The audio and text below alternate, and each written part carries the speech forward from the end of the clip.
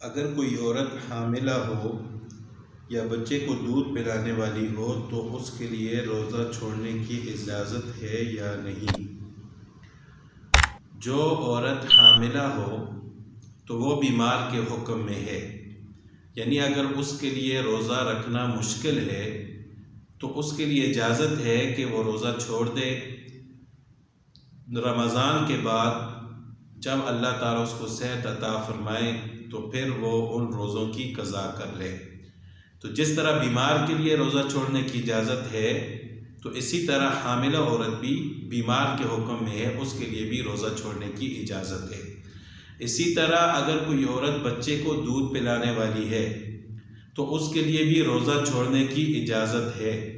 لیکن اس کے لیے شرط یہ ہے کہ وہ بچہ اپنی ماں کے دودھ کے علاوہ کوئی چیز نہ کھا سکتا ہو،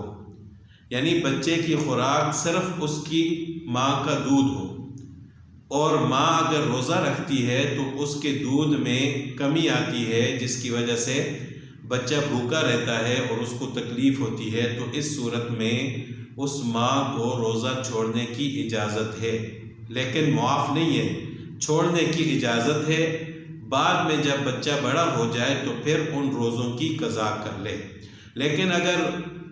بچہ ماں کا دودھ پیتا ہے اور اس کے ساتھ ساتھ کھانا وغیرہ بھی کھا سکتا ہے، اور اگر ماں کا دودھ نہ بھی پیے تو پھر بھی اس کا پیٹ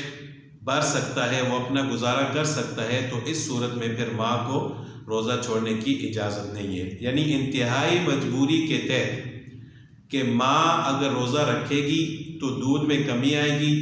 اور بچہ ماں کے دودھ کے علاوہ کوئی اور چیز کھا بھی نہیں سکتا، تو اس صورت میں شریعت نے اجازت دی ہے کہ وہ ماں روزہ چھوڑ دے۔ رمضان کے بعد یعنی جب اس کا بچہ بڑا ہو جائے تو پھر وہ ان روزوں کی قضا کر لے۔